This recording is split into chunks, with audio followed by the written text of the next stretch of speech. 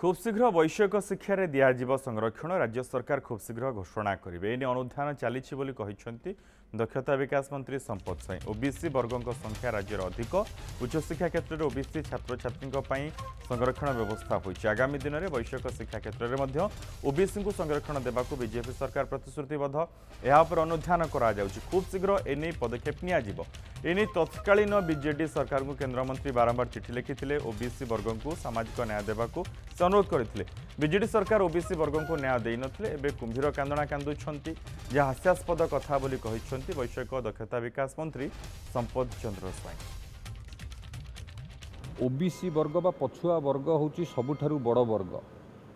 जहाकू सामाजिक न्याय दबारे बिजु जनता दल विफल होता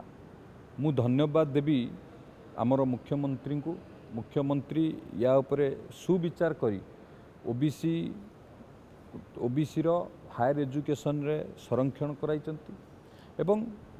जो कथा से कहते टेक्निकल एजुकेशन रे मध्य आमे कमिटमेंट अच्छु आगामी दिन में टेक्निकल एजुकेशन रे मध्य संरक्षण दियाजिबो